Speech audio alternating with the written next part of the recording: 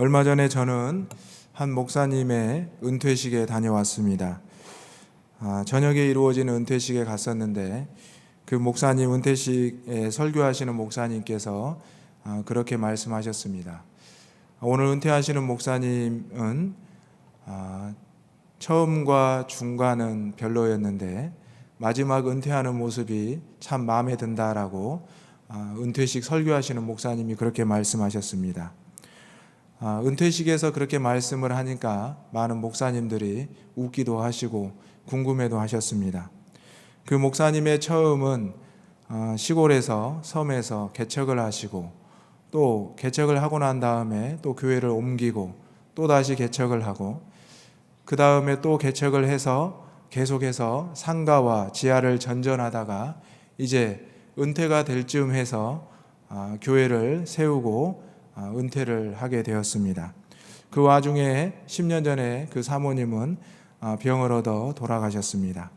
그리고 나서 그 목사님은 새로운 사모님을 얻어서 몇 년간을 사역을 하다가 이제 70세까지 본인은 목회를 할 수 없다고 하면서 조기 은퇴를 결정하셨습니다.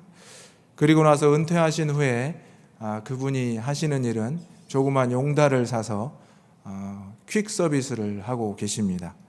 그 목사님이 그렇게 하실 수밖에 없는 이유는 개척을 하면서 총회 연금이나 또 재산 모든 것을 빚을 내서 다 교회에 드렸기 때문입니다. 하지만 그 목사님께서는 그런 것에도 늘 걱정하지 않으시고 본인이 힘이 있으니 일을 해서 앞으로 먹고 살 수 있다라고 이야기를 하셨습니다. 그리고 나서 그 은퇴식에서 그 목사님이 소감을 이야기하시는데 정중하게 인사를 하신 후에 본인이 가진 것은 참 아무것도 없고 본인이 여기까지 온 것이 하나님의 은혜라고 이야기를 하셨습니다. 그리고 나서 본인에게 가장 기쁜 일이 하나 있는데 그 자녀가 아들이 목회자라는 사실이라고 고백을 하셨습니다. 방금 이야기를 해드린 그 목사님이 저희 아버지입니다. 저희 아버지는 이렇게 말을 하면 참 좋으시고 훌륭하신 분 같지만 어렸을 때부터 제가 보아왔던 아버지는 이렇게 꾸며져야 될 아버지가 아니라 정말 성질도 나쁘고 못된 버릇도 있으시고 또 저를 많이 꾸짖고 때리시기도 했던 무서운 아버지셨습니다. 그런데 제가 늘 마음 가운데 아버지에 대한 원망이나 또 아버지에 대한 싫은 감정이 있었지만 지금 지나고 나서 보니 또 이번에 은퇴식에 가서 아버지의 모습을 보니 제가 참 부끄럽다는 생각을 했습니다. 그리고 그 자리에 많은 목사님들이 앉아 계시고 서 계셨지만 제가 그 자리에 있다는 것이 참 뿌듯하고 감사하다는 생각을 했습니다.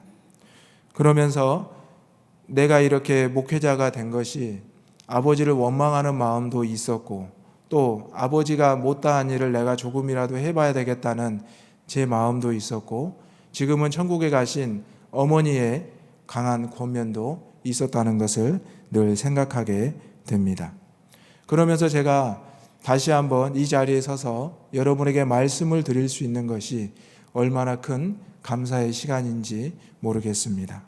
방금도 제가 잘 부르지 못하는 찬양 첫 음을 못 잡아서 한참 헤맸었는데 저는 사실 이 찬양하는 것이 제 인생에 있어서 가장 큰 어려움입니다. 찬양을 잘하시는 많은 주의 종들과 또 평신도들을 보면서 나는 좀 왜 찬양을 이렇게 잘할 수 없을까 늘 고민을 하면서 또 살아오고 있지만 이건 역시 하나님께서 나에게 주신 기도의 제목이라는 생각을 하게 됩니다.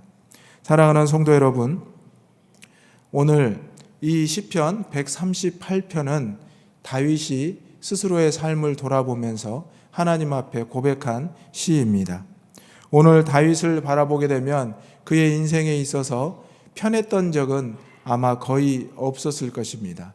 다윗은 이새의 막내 아들로 태어나서 형들에게 치여서 살아왔고 또 사울에게 가서 또 사울의 박해를 받았고 또 그가 블레셋과 많은 이방 민족들과 싸움을 계속했고 그리고 나서 조금 평안한 삶을 누리고자 했을 때 그가 밧세바의 사건을 통해서 큰 죄를 저질렀고, 그 다음에 그 아들들의 연속되는 반란을 통해서 그는 평생 사망의 음침한 골짜기 고통 가운데 살아갔습니다. 그런데 지나고 나서 보니 많은 사람들이 다윗을 성군이라 칭하고 있고, 다윗을 하나님과 늘 뜻이 통하였던 사람이라 말을 하였다는 사실입니다. 그런데 다윗의 그 면면을 살펴보면 그의 모습 중에 과연 자랑스러웠던 모습이 몇 번이나 있을까라는 생각을 하게 됩니다. 저 역시도 저희 아버지의 이야기를 꺼내는 것이 매우 부끄럽고 민망한 일입니다. 하지만 요즘 한국 교회에서 훌륭한 아버지를 두고 훌륭한 아들이 교회를 세습한 문제 때문에 많이 시끄러운 요즘, 저는 오히려 저희 아버지가 자랑스럽고 뿌듯하기까지 합니다. 물론 저희 아버지도 개척교회를 하시면서 많은 큰 교회에 선교 편지를 보내서 그 교회들의 도움을 받아서 저 역시도 살아왔던 것을 알고 있습니다. 하지만 그 은퇴식에서 설교했던 그 목사님의 말씀처럼 처음도 중요하고 중간도 중요하지만 나중이 중요하다는 사실, 즉 우리가 하나님 앞에 부르심을 받고 우리의 인생을 마무리하는 그 순간에 어떤 모습인가가 가장 중요하지 않나 생각을 하게 됩니다. 다윗이 이처럼 하나님 앞에 위대한 성군으로 또 이스라엘 백성들 앞에 인정을 받을 수 있었던 것은 그의 삶이 수많은 어려움과 고난의 연속이었지만 그가 늘 그 가운데 회개를 하였고 하나님을 붙잡는 믿음의 모습이 있었기 때문이었습니다. 오늘 저와 여러분의 삶에도 이런 아름다운 다윗의 신앙 고백이 있기를 소망합니다. 우리의 삶 가운데 좋은 일, 착한 일, 훌륭한 일 많이 할 수 있고 감당할 수 있습니다. 하지만 중요한 것은 우리는 그리스도인으로서 이 세상을 살아가면서 늘 올바른 신앙 고백을 해야 된다는 사실입니다. 우리가 사도신경을 통해서 우리의 신앙을 늘 고백합니다. 사도신경의 내용을 쭉 읽어보면 우리가 어떻게 이 세상에 왔으며 우리가 어떻게 살아가고 있고 앞으로 어떻게 지내야 될지를 분명히 기록하고 있습니다.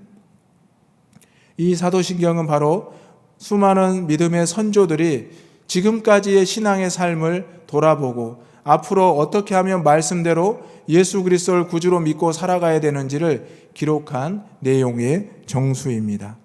오늘 다윗은 시편 138편을 통해서 그가 하나님 앞에 어떻게 감사하고 왜 하나님을 찬양하고 어떻게 찬양해야 될지를 노래하고 있다는 사실입니다. 다윗은 우리가 보기에 아주 용모가 빼어나고 출중한 사람은 아니었습니다. 사울에 비교하면 키도 작고 빼빼 마른 아주 작은 소년에 불과했습니다. 그런데 그러한 모습을 기억하는 성도들은 아마 아무도 없을 것입니다.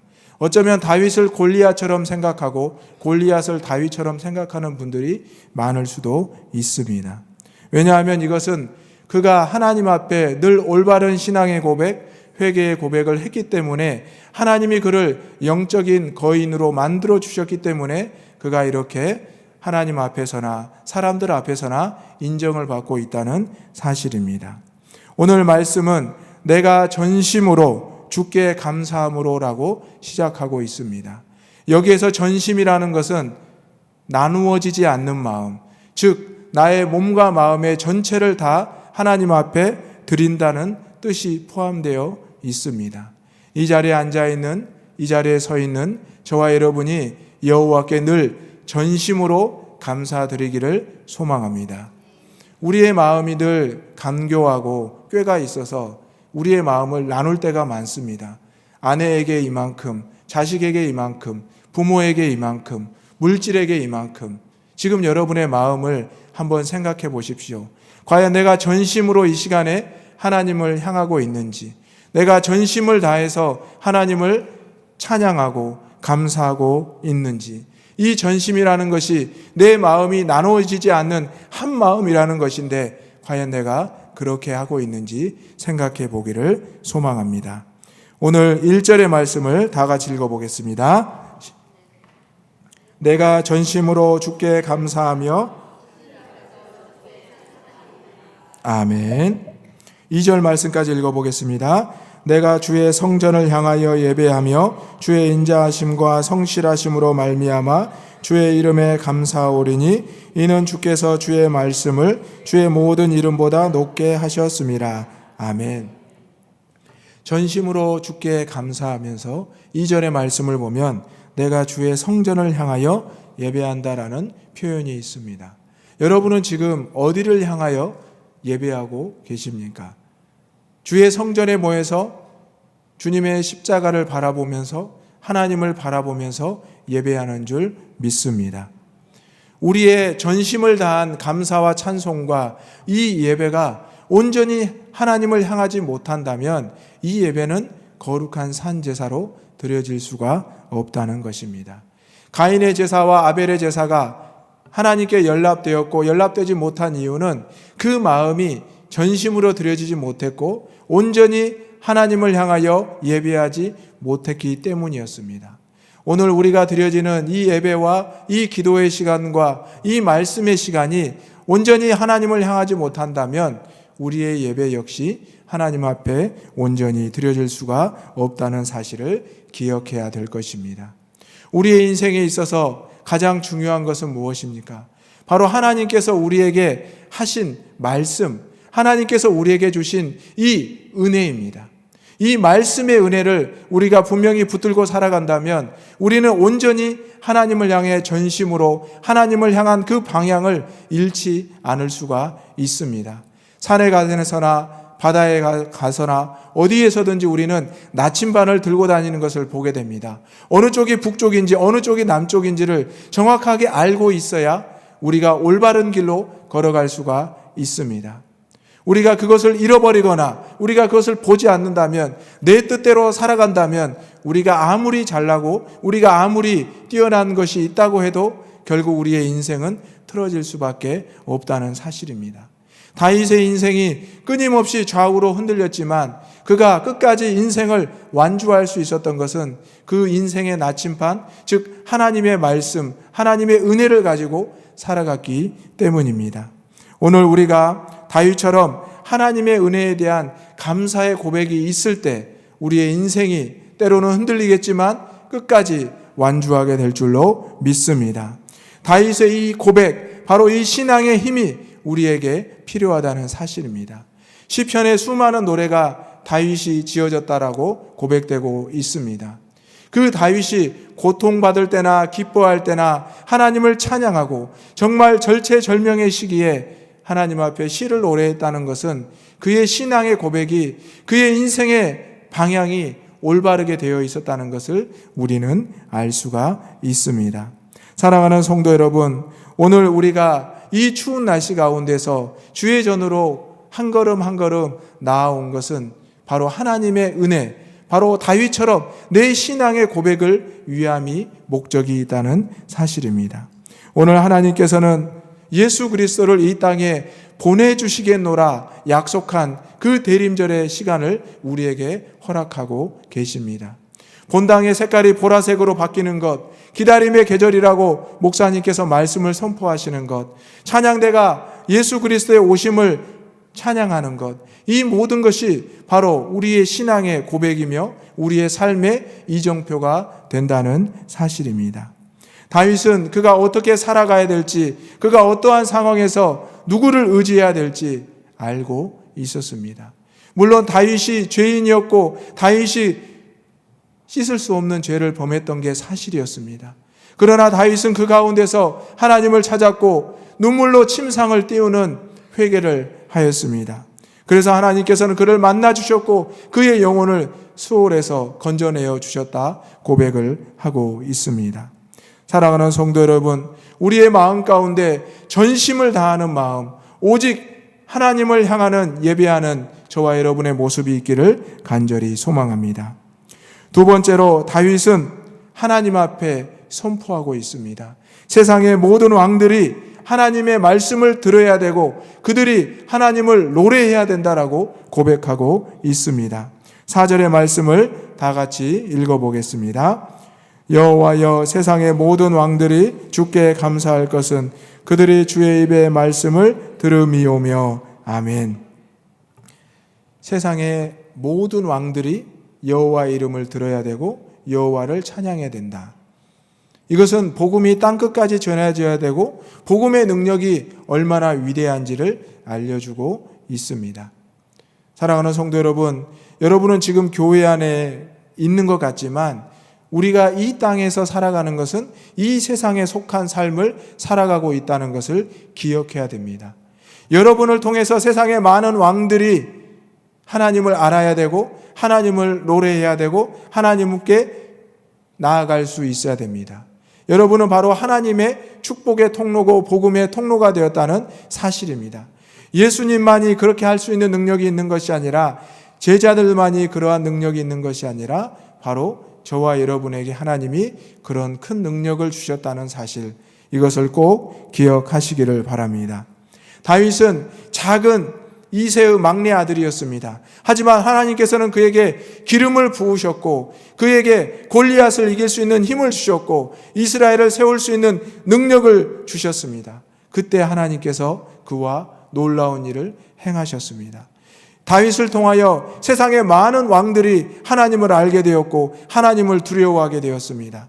다윗의 모습을 통하여 이스라엘과 많은 군왕들이, 백성들이 하나님을 찬송하게 되었습니다. 여러분을 통해서 이 세상의 많은 사람들이 하나님을 알고 찬양하게 되기를 소망합니다. 여러분, 지금 우리는 성탄절을 보내고 있습니다. 이제 보름이 지나면 성탄절이 우리에게 다가옵니다. 세상의 많은 사람들이 이 성탄절이 누구를 위한 것인지 알고 있습니다. 누가 태어나는 것인지 알고 있습니다. 그런데 거기까지입니다. 갈수록 성탄의 찬양과 성탄의 모습은 감추어지고 있습니다. 그저 그냥 공휴일로, 하루 휴일로, 연휴로 많은 사람들이 알아가고 있습니다. 우리 안에도 어느 날 성탄절이 그냥 하루 쉬고 그냥 반나절 쉬는 것이지 예수님이 오신 그날이지 이 정도로 끝나버리고 있다는 사실입니다. 하지만 우리는 분명히 우리의 삶을 늘 돌아보면서 예수님이 이 땅에 오신다는 하나님의 그 약속, 구약에서 메시아가 오실 것이라는 그 약속과 신약의 말씀을 통해서 예수님이 과연 그 말씀대로 오셨다는 것, 우리는 그것을 고백할 수 있는 이 대림절의 기간이 되어야 한다는 사실입니다.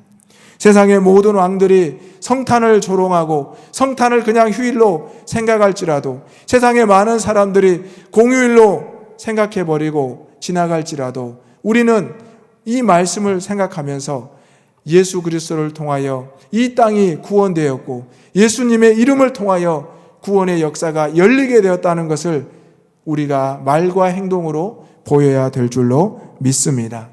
여러분의 입술로 선포할 때 다시 한번 성탄의 기쁨이, 구원의 역사가 나타나게 될 줄로 믿습니다. 우리도 세상의 문화에 편승해서 대림절의 기간을, 성탄의 계절을 그냥 보내버리고 화이트 크리스마스나 생각하고 기다린다면 우리 예수님이 얼마나 슬퍼하시고 안타까워 하시겠습니까? 오늘 교회 안에서 주님이 오신다는 이 기쁜 소식을 우리가 몸과 마음으로 전심으로 찬양하며 감사하며 기다릴 수 있는 이 시기가 되기를 간절히 소망합니다. 예수님의 이름을 부끄러움 없이 당당하게 전할 수 있어야 될 것입니다. 세상 사람들 앞에서 예수님을 숨기지 말고 부끄러워하지 말고 내가 예수 믿는 자로서, 내가 그리스도인으로서 당당하게 말하고 행동할 수 있는 이 시간들이 되기를 주님의 이름으로 축원합니다. 세 번째로 다윗은 하나님의 보호와 구원을 확신하고 있습니다. 7절의 말씀을 다 같이 읽어보겠습니다. 내가 환난 중에 다닐지라도 주께서 나를 살아나게 하시고 주의 손을 펴사 내 원수들의 분노를 막으시며 주의 오른손이 나를 구원하시리이다. 아멘. 여러분의 인생에 환난의 연속입니까? 고난의 연속입니까? 아픔과 애통함의 연속입니까? 어찌된 일인지 우리의 인생은 좋은 날보다 힘들고 어려운 날들이 더 많습니다. 3분의 1이 기쁘고 행복한 날이라면 3분의 1은 힘들고 어려운 날들의 연속입니다. 그런데 우리의 인생은 끊임없이 살아가게 되고 꾸역꾸역 지나가게 됩니다. 그 가운데서 감사와 기쁨의 제목을 억지로 찾다 보면 하루가 지나고 일주일이 지나게 될 때가 많습니다. 벌써 2017년도 11개월이 지나고 12월도 벌써 많은 시간이 지나가고 있습니다. 올해 한 해 여러분 삶을 돌아보면 힘들고 어려웠던 일이 훨씬 더 많을 겁니다. 지금도 어쩌면 여러분은 남들에게 말할 수 없는 깊은 터널을 지나고 있을 수도 있습니다. 그런데 오늘 다윗은 그 고난의 터널 가운데 확신하고 있습니다. 하나님이 나를 보호하시고 나를 구원하십니다. 이 시간 한번 따라서 해보겠습니다. 하나님이 나를 보호하시고 나를 구원하십니다. 아멘. 다윗은 시편을 많이 노래했지만 그 시편의 개수만큼 그 인생의 고난의 순간들이 많았습니다. 시편을 읽어보면 다윗은 어쩌면 이렇게 아름다운 시편, 정말 우리의 심금을 울리는 시를 노래했을까? 그것은 바로 고통의 시간이 그만큼 깊었고 무거웠기 때문입니다. 여러분의 인생의 고통과 어려움이 무겁고 깊을수록 여러분 하나님을 찾을 수밖에 없습니다. 내가 조금 삶이 편해지고 내 인생이 조금 편해지면 우리는 하나님보다 세상을 가까이 할 때가 많습니다. 내가 어렵고 힘들고 세상에 아무것도 의지할 것 없으면 하나님만 찾을 수밖에 없습니다. 교회에 와서 울고 소리 지르고 가장 많이 기도하시는 분 누구입니까? 그분의 모습을 보면 하나님 앞에 구할 수밖에 없는 분들이 많이 있습니다.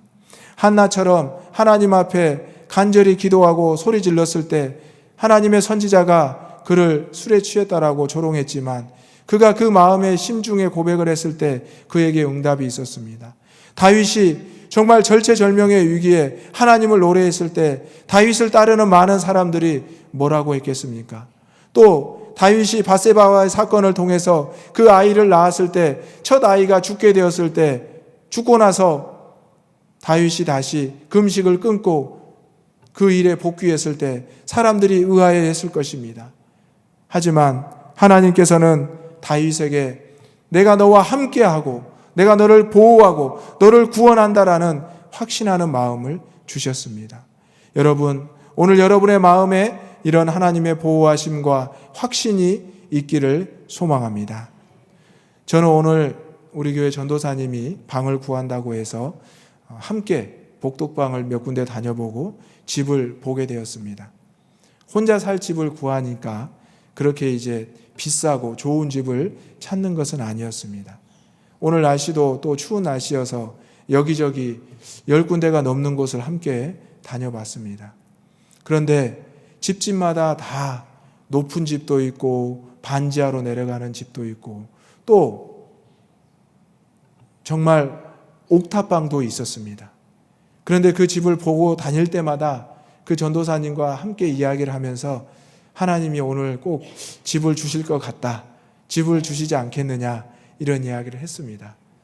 그러면서 쭉 돌다가 마지막 집을 갔습니다. 그런데 하나님께서 정말 마지막 집은 좋은 집이 예비되어 있더라고요.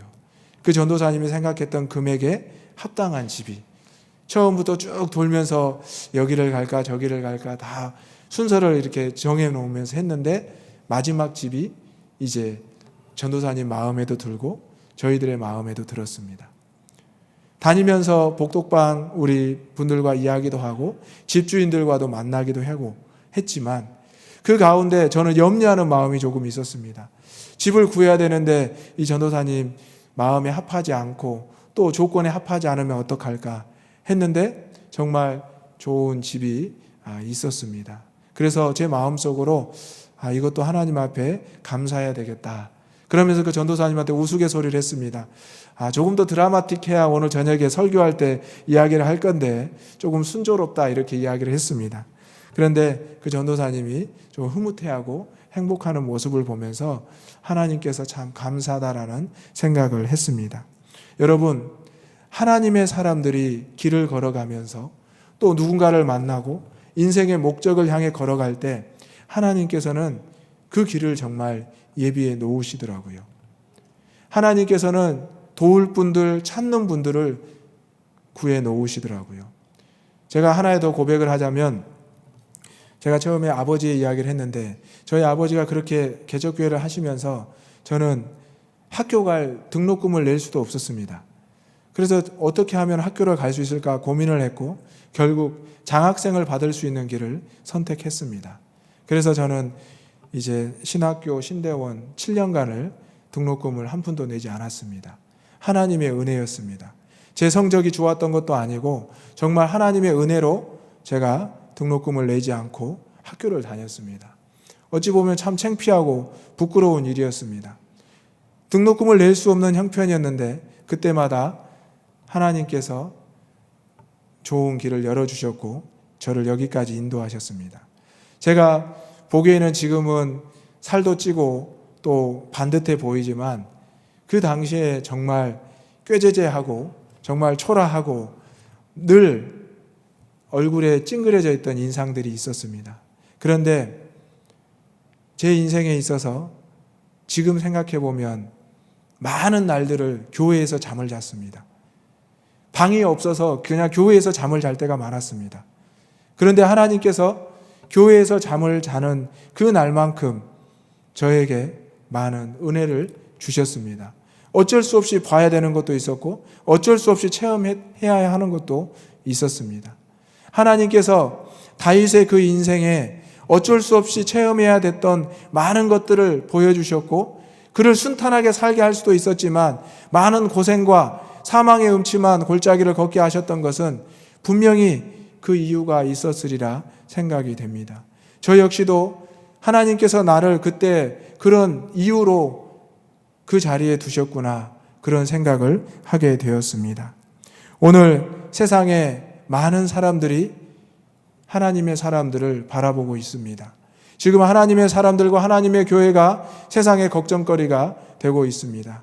하지만 이러한 모든 걱정과 염려에서 벗어날 수 있는 것은 단 한 가지입니다. 바로 하나님께 전심으로 향하면 된다는 사실입니다.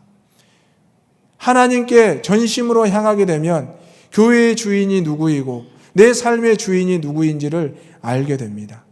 또 내 인생의, 내 건강의, 내 물질의, 내 명예의 주인이 누구인지도 알게 될 것입니다. 저는 조기 은퇴하신 아버지 덕분에 많은 것을 깨닫게 되었습니다. 처음에는 창피하고 부끄러운 아버지였는데 지금은 자랑스럽고 당당한 아버지가 제 앞에 계십니다. 사랑하는 성도 여러분, 여러분의 인생도 누군가에게 지금까지는 초라하고 부끄럽고 창피한 인생이었다면 앞으로는 당당하고 자랑스러운 인생이 될 수 있다는 것을 분명히 기억하셨으면 좋겠습니다. 저 역시도 저희 가족에게 저를 따르는 많은 성도들에게 그런 모습이 되고 싶습니다. 오늘 다윗은 그 인생이 참 부끄럽고 어려운 인생이었습니다. 다윗의 인생의 면면을 살펴보면 정말 손가락질하고 정말 그 왕의 자리에서 끌어내기에 합당한 사람이었습니다. 그런데 그가 늘 하나님을 향하고 하나님을 바라보았을 때 그의 모든 죄를 용서해 주셨습니다. 물론 그 죄의 대가를 치르게 하셨습니다. 오늘 하나님 앞에 우리가 전심으로 향한다면 하나님은 죄인인 저와 여러분을 다시 한번 들어서 사용하실 것입니다. 결코 여러분을 놓지 않으시고 포기하지 않으실 것입니다. 하나님의 보호하심과 구원의 확신을 여러분이 믿는다면 이 대림절의 기간에 예수님이 내 삶에, 우리의 가정에, 우리의 교회에, 이 나라에 온다는 것을 믿으신다면 다시 한번 하나님을 기쁘시게 하는 그리스도인들과 몸된 교회가 세워질 줄로 믿습니다. 아멘. 이 시간 하나님 주신 말씀을 생각하면서 함께 기도하겠습니다. 첫 번째로 다윗처럼 하나님 앞에 여러분의 신앙의 고백, 전심을 다해서 신앙 고백하기를 원합니다. 두 번째로 다윗처럼 하나님 앞에 여러분의 말씀의 은혜를, 하나님의 은혜를 선포하기를 원합니다. 세 번째로 다윗처럼 하나님의 보호와 구원에 대한 확신을 고백하기를 원합니다. 함께 기도하겠습니다. 주여 믿습니다. 주여 믿습니다. 주여 믿습니다.